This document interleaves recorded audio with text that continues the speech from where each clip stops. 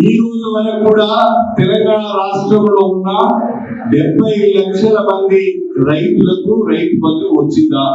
ఒకవేళ రైతు బంధు కనుక వస్తే తప్పకుండా ఎవడన్నా వచ్చిన తర్వాత అడిగితే నువ్వు అన్న మాటకు అర్థం ఉన్నది. ఒకవేళ 70 లక్షల మంది రైతులకు ఈ రోజు వరకు కూడా పూర్తి స్థాయిలో రైతు బంధు వాళ్ళ అకౌంట్ లో జరగకపోతే ఎవరిని ఎవరు చెప్తూ ఉంటారు? ఎవరిని ఎవరు చెప్తూ ఉంటారు? మాట్లాడేటప్పుడు ఒళ్ళు జాగ్రత్తగా దగ్గర పెట్టుకొని మాట్లాడాలి. అధికారం ఉన్నదని పశువులతో మాట్లాడదు, అహంకారంతో మాట్లాడదు. అందులో మంత్రి స్థాయిలో ఉన్న వాళ్ళు జాగ్రత్తగా మాట్లాడాలి.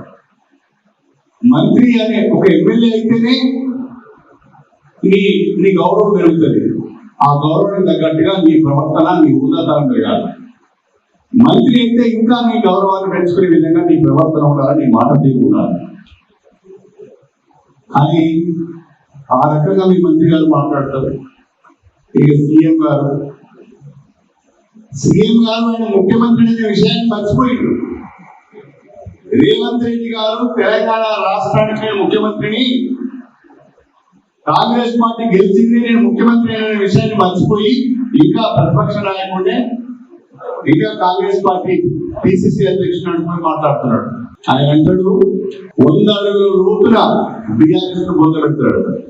నీ చేతగాని పనులను, నీ అసమర్థతను ప్రశ్నిస్తే బీఆర్ఎస్ ను 100 అడుగుల లోతున పొందబెడతావా?